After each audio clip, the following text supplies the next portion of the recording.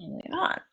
Hi, this is Bling at businesssoulwork.com, and in today's blab, I have Venessa Rodriguez with me. Can't speak, and we are going to be talking about the creativity cure. Exciting! So, creativity, Mother Nature, and success. And I know Vanessa is going to fold in health and all these other things that actually you don't know, but it relates to creativity. So, Vanessa, I'm going to have you introduce yourself and then we'll get going.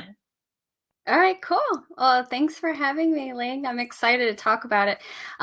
So my name is Venessa Rodriguez, and I am the owner and founder of Unveiled Wellness. And I really focus, I'm a holistic nutrition coach. I focus on functional nutrition and medicine, but really now kind of shifting toward cultivating creativity and spirituality with my clients. And so I have one-on-one programs and work with clients that way. And I also have a blog and a website. So you can check that out at unveiledu.com, UNVEILED, the letter U.com. And so a lot of what we're talking about today is stuff that I talk with my clients about. It's interesting because we come through the lens of functional nutrition. So what does that mean? It means looking at the root of a health issue. But then that kind of like unfolds into all these other things that are going on in their life that relate to their relationships, to their business, to their purpose. And so I thought this topic was super important because it's literally something I talk about every day with my clients. Mm-hmm. Yeah. Yes, definitely, near and dear to your heart. And I know you have some very unique perspective on creativity and how it just really folds into every single aspect of our life. Like, creativity and health, like who would have thunk? But there's actually you just told me there's scientific facts supporting how creativity and health actually work together. Yeah. So I am going to start asking a few questions and see where we take how we take it from here. Sure. So we're talking about creativity cure. So cure for what? What are we curing now? Right. And I think that's a really great question because I think we think of creativity as kind of like this elusive thing. You yourself don't even feel like you're a creative person. I get that a lot, like, what does that mean? I'm not even a creative person, because we kind of equate it to being an artist, or having a craft of some sort. But creativity is really about creating your life. And, creating more than just art, like really engaging in the things in your life as it relates to solutions for problems in your business. And for me, what I see a lot is creating new ways to get to where you want to be in your health. So creativity is literally involved in every aspect of our life. And so when we think about the creativity cure, I think it's like, what doesn't creativity touch and help? In art, science, and business, creativity really is the engine that drives progress. I think that's how we've evolved as a species. I mean, we could go meta here. Absolutely. And, and I absolutely agree with you how creativity actually touches on everything. It's not like just artists or musicians or people who make pictures. From a, quote unquote creative background, I am trained in architecture and design and graphic design and photography. And I mean, absolutely, those are creative endeavor. But for the past few years, when I'm, being an entrepreneur, having my own business, that is one of the most creative sort of period in my life where I have to, it's not just, it's sort of like a creative problem solving or finding different way of doing things, finding different ways of looking at what people have been doing and say, hey, is it really the way that I want to be doing it? Or can I do something different because I have something different to communicate? Totally. I feel the same way, just like starting my own business. And where I feel like it's like having a, that virtual baby, but like literally the act of creation, it, can sometimes hurt, but it feels so good too at the same time. And it's really that's where there is in the scientific literature, creativity is sort of this elusive thing, but they have kind of defined it as the creativity is the ability to combine different mental representations into a new one. So to take all these different ideas or concepts or way of thinking about things and creating something new out of that. Right. And I think that relates to so many things that you're talking about. Mm-hmm. Exactly.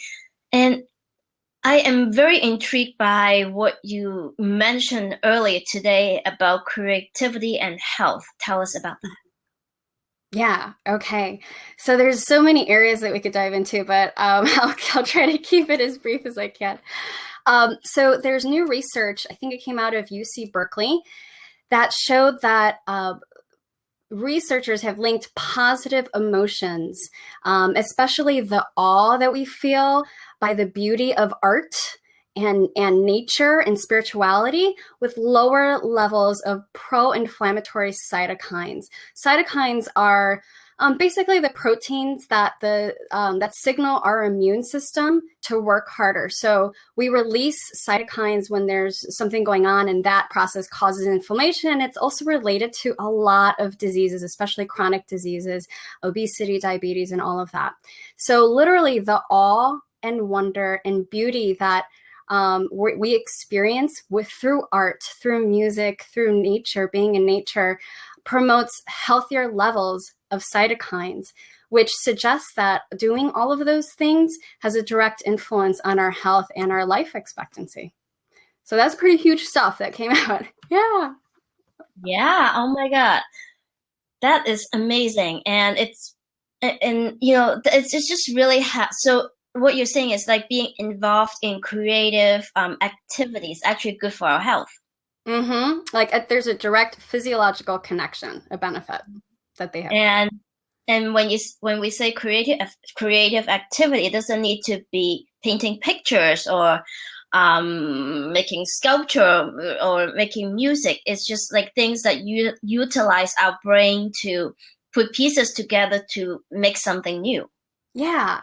And that's a great point, because they were talking about the emotions that are attached, the positive emotions that are attached to creativity. So it's not necessarily what somebody would think of creativity strictly. Anything that provokes that sense of awe and beauty and flow, that's what brings upon this beneficial physiological effect. Right. So flow. So if I don't know, if I'm creative about writing a sales page and I'm in the flow, like that is good for my health. Yeah. Yeah. If it's pushing those buttons.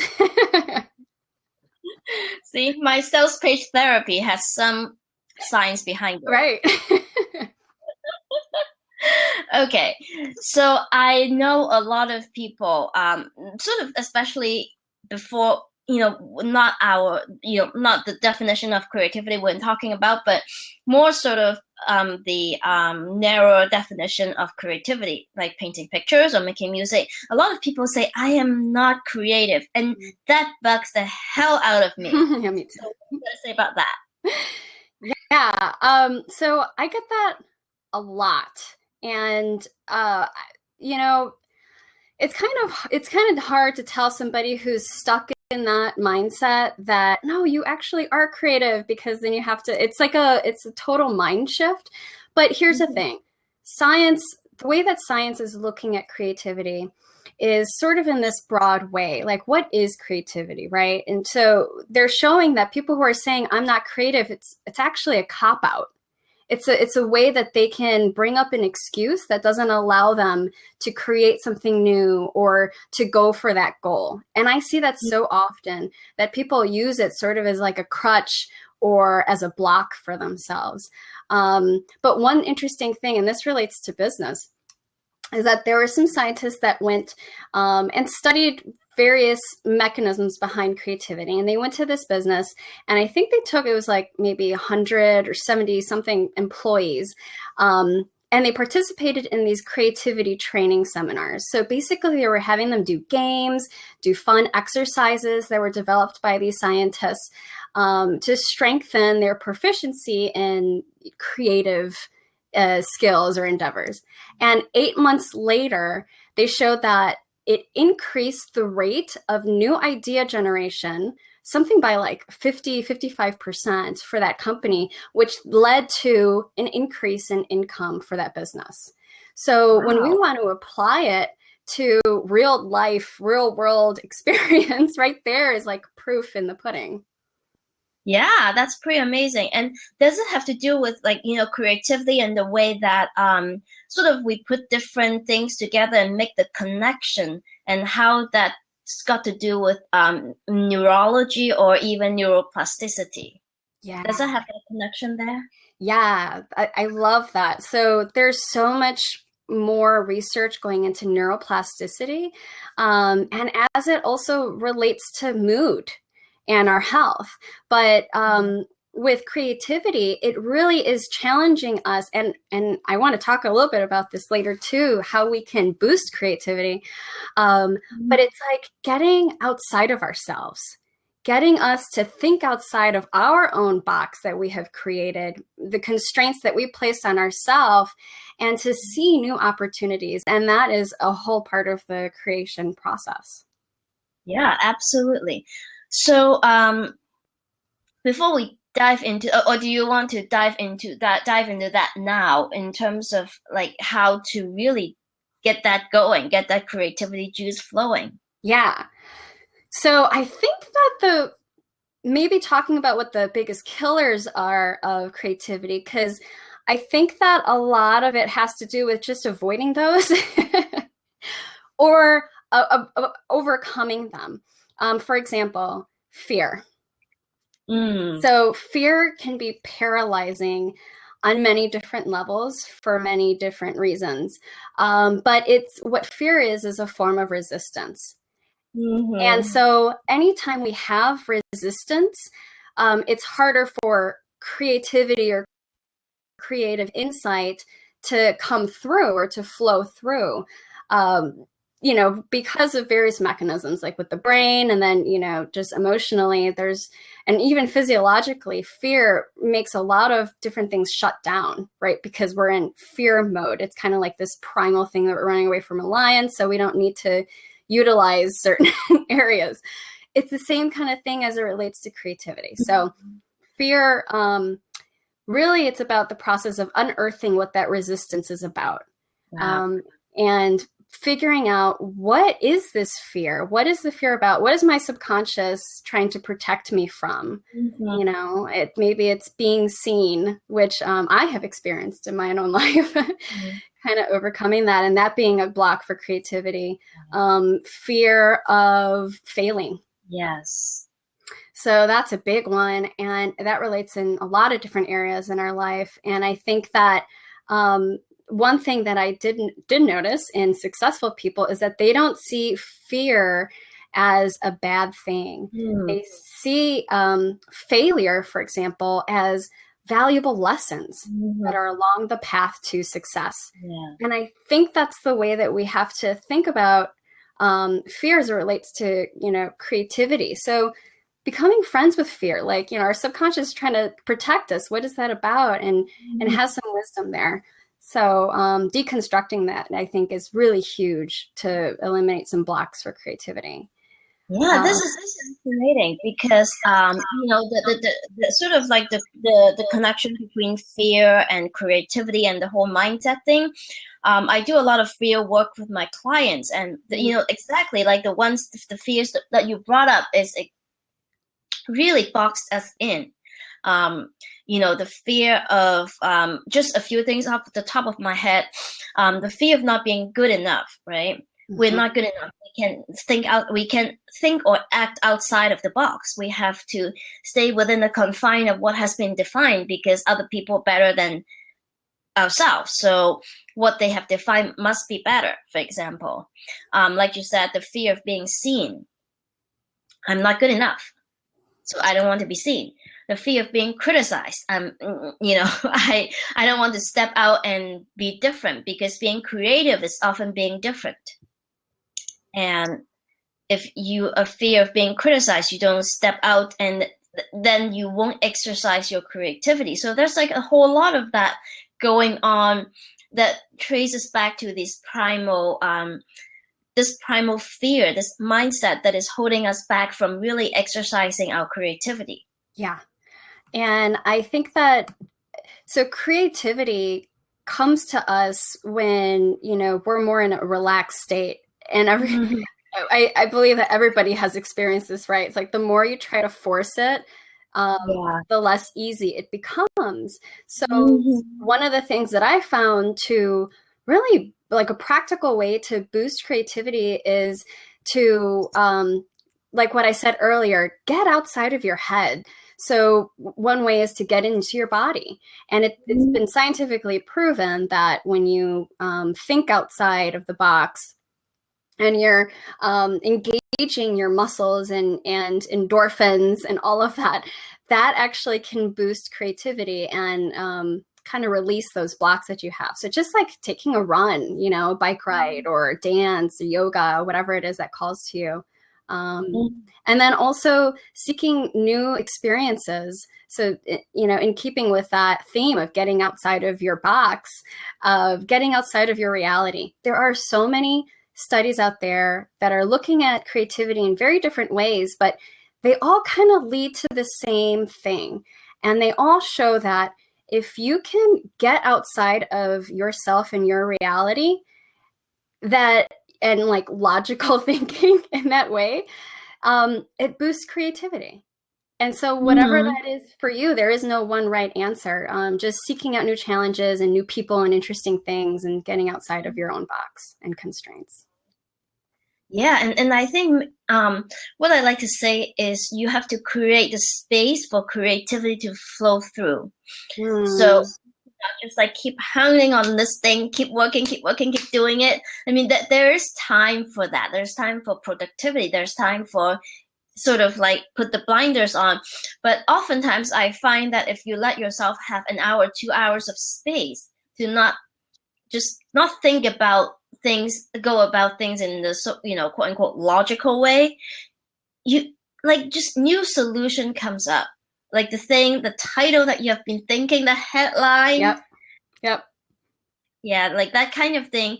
It just happens. It just pops up when you're, you know that, right? In the shower, when you're doing crunches. Right.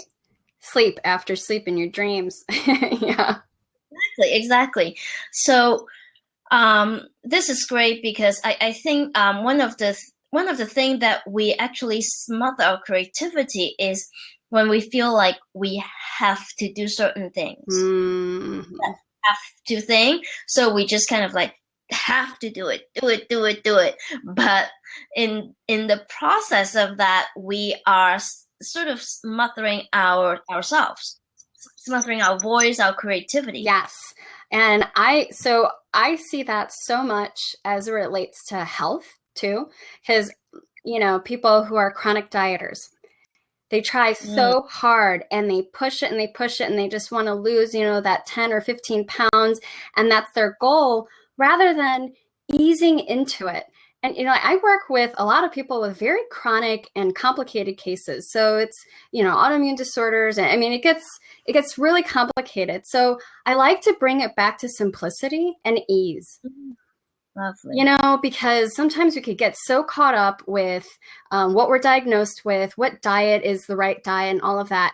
And I find that health really comes through easing into that, like easing into, and maybe creativity plays a role in this too, but not trying to force something and just allowing. So like literally the art of allowing. Which sounds, it's really tough for a lot of people, because it's like, what, I'm supposed to do nothing, you know, and like an answer will come up, and it's a little bit more nuanced than that. But yeah, it's kind of this concept that I'm playing around with a lot, and I'm seeing results from it. Sweet. And I think health would work into that too, because I think a lot of how the brain works really is about brain chemistry. and you really have to have that sort of solid foundation physically to allow that to happen. Yes. So I'm glad that you brought that up because, um, I mean, clearly, our brain is related in the creative process, right? No way around getting that. So when we have health issues, whether, it's cravings or brain fog or cognitive decline for various reasons, that stifles creativity too, because there's like a physiological block and a physiological stressor that's going on. And we could go on and on. I can even talk about like the second brain, which is your gut, and the health of your gut and how important that is with the function of your first brain. So also getting into like healthier habits and things that can relieve inflammation and that brain fog and that cognitive decline. I could throw out a couple of things out there if you want me to address some of that. But go for it. And, I would say go for it. Yeah, give us a. Okay, I'll give you just a couple. Yeah. So brain food, for example, we really want to help support our brain function. And one of the best foods to do that is antioxidants. So things like wild blueberries, lots of color. Those are also polyphenols, and they feed your second brain, which is your guts, and all the microbes that are in there that help with your cognitive function and your overall immune system. So lots of color in your diet, antioxidants, green tea, wild berries, things like that. Fermented foods, so that helps with the second brain and your gut. That's really helpful too, as well as good fats. And a lot of people come to me and they're afraid of fats. They're eating a low-fat diet since forever. And, more and more research is just showing that that's not right. And our brain is really made up of fat, a lot of fat. And so bringing good fats and not being afraid of all fats is really important too. So avocado, olive oil, nuts and seeds, coconut milk and oil and all of that good stuff. So those are just some food related things that you can do to boost brain function too. That's great. I think you should start a creativity diet. Sorry? I think you should start a creativity diet. Oh, I really like that. Hey, Ling. Okay, I'm taking note of that one. You heard it here first. Yep, you hear it here first. Yeah. So I like how we're getting into talking about food and physical function, and when we talk about food now we can fold in Mother Nature. Yeah. Because Mother Nature gives us food. So tell us about Mother Nature and creativity. Wow, yeah. So I feel like Mother Nature is kind of close to my heart for various reasons. So like you mentioned, food and food as medicine. So where does food come from? Mother Nature. We need to take care of her in order to have really good quality food. But the thing that I love to look at is Mother Nature as inspiration for creativity and applying the lessons of creativity for success that's found in nature. So what do I mean? Well, Mother Nature is highly inventive, right? She always finds a way. She gets creative. Like just look at evolution. The process of shifting and pivoting and development and epigenetics, if we want to go there. But, concrete is poured over some dirt and then somehow there's a crack and she's able to grow through with a new plant. It's just like amazing to me, really taking that lesson of creation, that she's relentless in the pursuit of creation and success. Like we talked about earlier, there is no failure in Mother Nature. There's only lessons and something valuable and pivoting, but also co-creation. So, one thing that I really believe is that everything is connected and everything in nature is literally connected. John Moore of like the Moore Woods said, when we try to pick out anything by itself, we find it hitched to everything else in the universe. And I think that's so true as it relates to, nature and ourselves. So like the food you eat, that kale plant, That was brought forth by a collaborative process between the sun and oil and microbes and elements and all these other things, probably a little magic sprinkled in. And so taking that and experiencing in our own lives, like co-creation with our life, with others, like I think that's what really life is all about. I like how you sort of use Mother Nature as this sort of it's kind of like how you learn from it and how you apply the lessons and turn it into something that we can learn for our own creativity and our own creative endeavor. Yeah. I think that one thing that I've noticed too, and it's sort of become a trend with people who I'm working with, is a disconnection from nature and from ourselves and who we really are and how that relates to their illness, for example, or how that relates to a block in their life, in their business, in their job. And so I think when we can start making those connections again, it opens up something for us that allows, that creativity and inspiration to flow much more easily, and healing too. And what really stood out for me is connection. It's not just like connection with other people, which is obvious, right? But connection with ourselves, connection, and I think that's, for at least for me, it's best done outside in nature. Yeah. It's like we were talking about earlier, creating space so that we can actually listen to ourselves. Like I can actually hear ourselves. Yes. And I think that's really the source of creativity, because without that, without that guidance from ourselves, it's just doing stuff. Like there's a lot of stuff to do. It's kind of like if you use a creative or art analogy, it's paint by numbers. Yeah. We have a lot of paint by number happening, both in sort of in my community, in the sort of in the entrepreneurial world, and also just in everybody day to day, is a lot of like people say, okay, you have to do it this way. This is the system, this is the formula, paint by number. But in the process of doing that, we are not listening to ourselves, and we're not synthesizing everything that we have and putting it together and create an expression that is right for us. Yes. That's beautiful, Ling. And, that reminds me of something that we talked about earlier, and is that trust factor also. Yeah. Like, once you're able to allow that and to feel connected to what's in here, what's in your heart, what's in your gut, but then trusting it too. And I feel like, and that's what I was talking about earlier with Mother Nature. There's like this process where you just know that it's going to work somehow, some way, it's going to happen. You may not be able to connect the dots now, but, looking back, you'll be able to see that once you get there. Yeah, and it's kind of like, it has to happen, right? The tree makes the leaf makes the food for the tree. It just happens. It's like the tree is not thinking like, how am I going to make food today? Yep. Yeah. It just knows that it's gonna happen.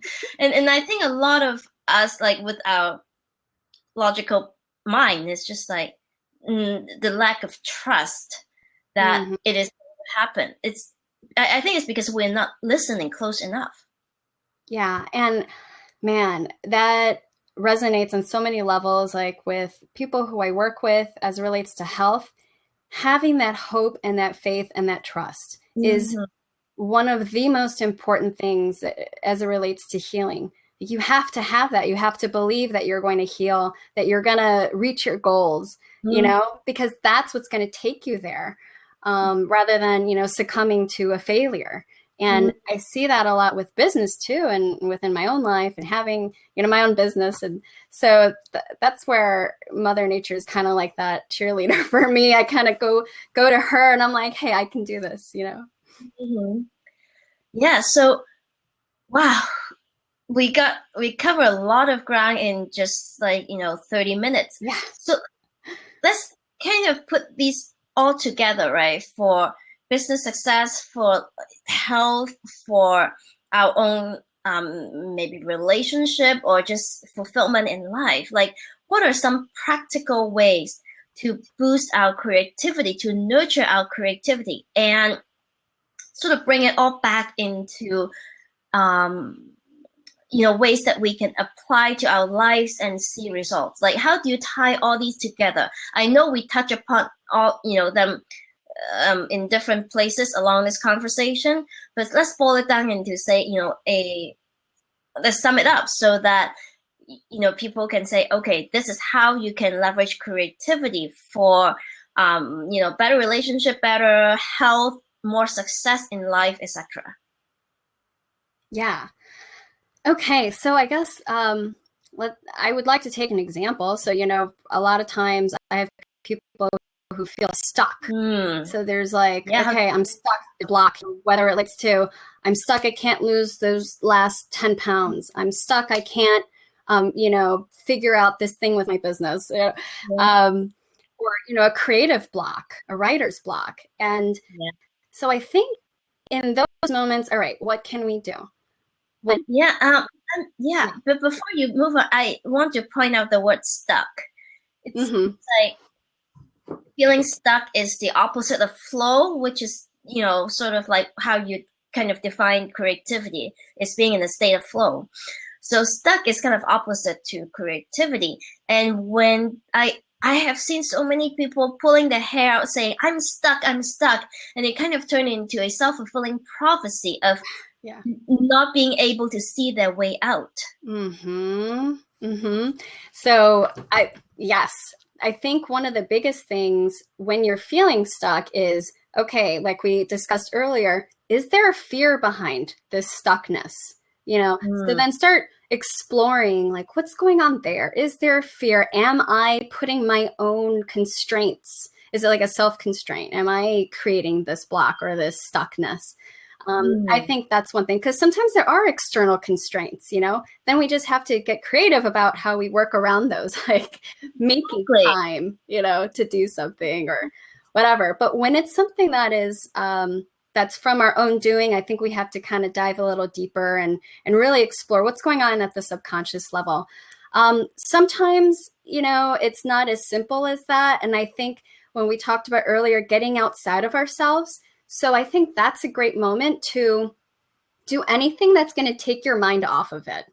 So getting into your body, go for a workout class or the gym, take a walk in nature, get connected that way. Do something that's you've never done before. Take a different path to work, Yeah. I mean, it's like brushing with the other hand. Like brushing your teeth with your opposite hand. It's going to activate different parts of your brain and stimulate different neural pathway that helps you see things differently. Yes. As someone told me, this very wonderful yoga teacher said that she brushes her teeth now, she switches up and tries to do it with the other hand. And if you try it, it's actually kind of hard the first time. But something that, like what you said, what it does is it just opens up these new pathways. I mean, we only use a very small percentage of our brain. And then, we're still trying to figure out what we're doing with the rest of it. So I think there's a lot of room to explore that. And so, like we said, just trying new things. That's one really practical way that you can get outside of your own box and boosting creativity.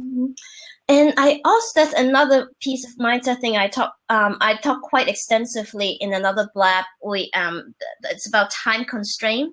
So you just brought up the idea of constraint, right? And I think having constrained the parameters is actually the start of creativity, because if it's just like, wide open, there's no problem solving going on. Yes. And creativity just comes out of, you have to create something or solve a problem out of a certain set of parameters or constraints. So it's kind of like if you tell a kid to draw something, he'll be like, huh? And if you tell a kid to say, hey, here's 3 crayons, red, blue, and green. You have to use these 3 colors to make a picture. It's like, okay, I get it. Yes. So I think it is about how we perceive parameters or constraint in our life as well, to um, to create something, or to use that as a framework to create, instead of seeing them as hurdles or obstacles. Yes, I'm so glad you brought that up, Link, because I just read something, and it was another research article that was talking about that, about constraints and creativity. And what they did was they gave these people various objects, and they told them to solve a problem with the objects. And so the first time, where they didn't really give them exact, parameters or whatever, they kind of didn't come up with anything. A small percentage of the people were able to actually solve the problem. But then when they made the suggestion of something, so like, here is a pen, or here is a this, it kind of sparked something in their heads, because rather than being absolute, it became conditional. It was like, oh, well, that's something that I can use in a different way, but I'm given these tools. So I think that's important, like having those constraints, but then also the way you perceive them as more like, what can I do with this, rather than it dictating what to do based off of what you think they are. I don't know if that makes sense. It does. It is kind of like, people keep saying, think outside of the box, but you need the box to think outside of the box. So I like that. Yeah. That's perfect. Yeah. Okay, so I think we're at the point, we get a pretty good idea of, a new definition of creativity, why people say I'm not creative is a cop-out, what Mother Nature has to do with creativity for success. We learned a little bit about what science said about creativity. You share with us the biggest killer of creativity and what to do about them. And you also share with us some practical way of boosting creativity, including what food to eat, including how to get out of your own way, including some mindset changes that we can sort of start thinking about creativity differently. Yeah. So so what else do you is there anything else you want to add, or any tips and tricks about creativity you want to share?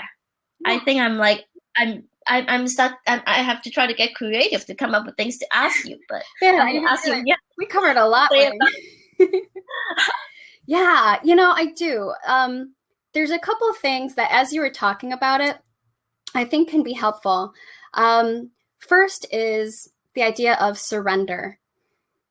I think that surrender can be such a profound act to allow creativity to come in, and it relates to what we're talking about, like boxing ourselves in, or creating stuckness or blocks, and having fear and all of that.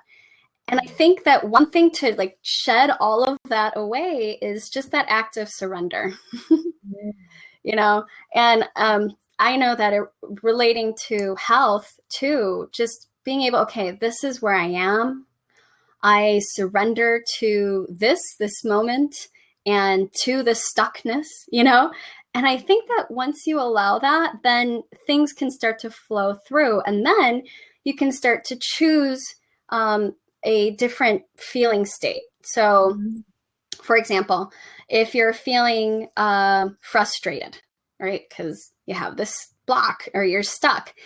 So first, surrender to that moment, and then try to reach out for a feeling state that is just like a little bit higher. So maybe it's just relaxation or a little bit of relief. Maybe you go for a run to release some of that frustration.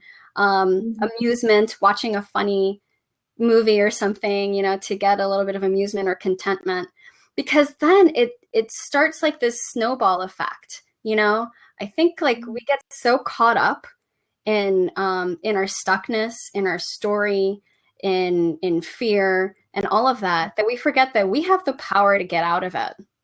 And to relate that back to health, is very stressful to do that. Yeah. When you're trying to get yourself out of stuckness, or when you focus your energy on the stuckness and just trying to keep banging at it, and you get really stressed out, and stress is not good for our health. So that really ties back to physical health. Yeah, like when you're like, I can't do it because I'm feeling sick. I can't do it. I can't do it. I can't do it. I can't do it. There's no room for I can do it, because your mind, your body is filled with I can't. So if you just surrender and say, okay, all right, like this is where I am, then it makes like a little bit of space for that I can to jump in. And then that's when you can like, all right, then I can work from there. And it, may take a while, or it may take a lot shorter than what you thought. But I think that it brings you that opportunity.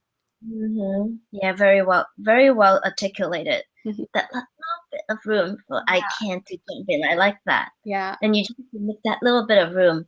And it really, it brings back to what we talked about earlier when you talk about Mother Nature and how, even when it's concrete paved all over, if that's a little crack, Yeah. Mother Nature finds a way to pop that little plant, little what do you call it, little piece of like sprout. And yeah, exactly. That's like hope that, and like there's all these end of the world movies, and at the end there's like maybe one little plant that comes out at the end of it, and that signifies hope. And that's how it is in our life with our health and business, and with breakthroughs start off with just that like crack.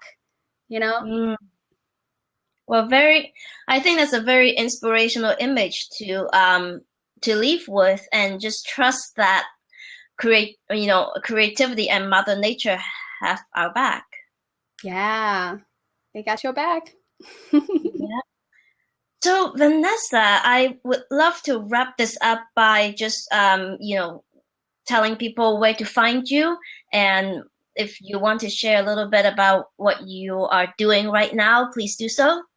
Yeah. So you guys can find me. I'm with Unveiled Wellness. You can Google Unveiled Wellness Chicago. I'm in Chicago. I work with people all over, though, over phone or Skype. And my website is www.unveiledu, that's the letter U.com. And I'm also starting something new that's called Wildly Rooted, coming soon to a theater near you. And so I'm working on various things, some new programs and detoxes that are coming up. And if you sign up for my newsletter, you can get updates on all of that. And you can always reach out to me with any questions or advice and say, hey, I saw you on Blab and just want to chat.